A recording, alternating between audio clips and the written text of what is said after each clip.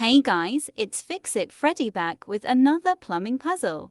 Today, we're tackling that crusty, clogged up culprit hiding at the tip of your faucet, the aerator. Don't let the fancy name fool you. This little gizmo plays a big role in your water flow and cleanliness. But when it gets gunked up, things can get, well, messy. Don't worry, though, because in this video, we're breaking down everything you need to know about removing and refreshing your kitchen faucet aerator, no matter the brand or the grime. First things first, let's identify your enemy. Aerators come in two main types: screw on and twist off. 2. Figure yours out. Simply grab the head and give it a gentle tug. If it comes loose, you've got a twist off. If not, it's a screw on, and you'll need a trusty wrench or pliers. Tools of the trade.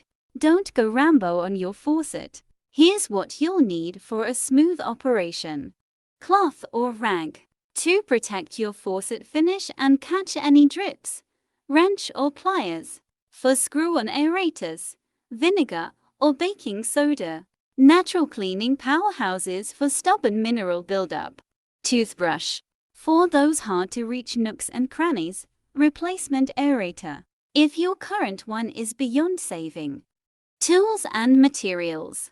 Now, let's gather the tools and materials you'll need for this task. You'll want an adjustable wrench, a pair of pliers, and some Teflon tape.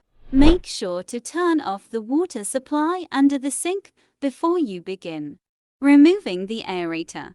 Step 1. Identify your faucet type.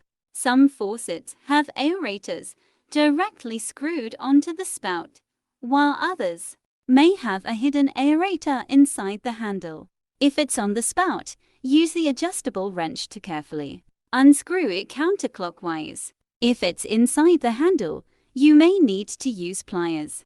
Cleaning the aerator. Once you've removed the aerator, take a closer look.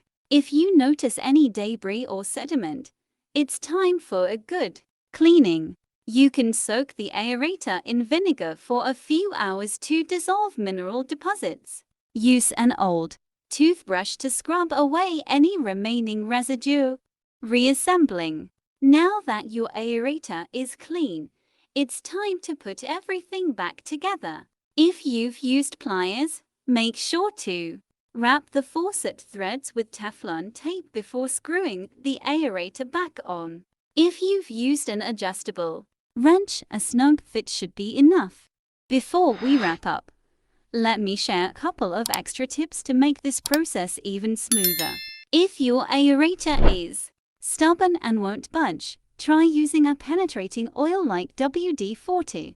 Apply it to the threads, wait a few minutes, and then attempt to unscrew the aerator again. Another common issue is losing small parts during the process. To avoid this, place a cloth or a sink stopper in the drain. This way, if any tiny screws or pieces fall, you can easily retrieve them. Now, what if you've removed the aerator, cleaned it, but still experience low water pressure? In such cases, it might be worth checking other potential issues, like a clogged water supply line or a faulty valve. If problems persist, it could be a sign of a more significant plumbing issue, and it's advisable to seek professional help. So, go forth, conquer that gunk, and let your faucet shine. Well, that's a wrap for today's tutorial on removing a kitchen faucet aerator. Remember, maintaining your faucets not only improves water flow but also extends the life of your plumbing fixtures. If you enjoyed this video and found it helpful, give it a thumbs up, share it with your friends, and subscribe for more DIY tips and tricks.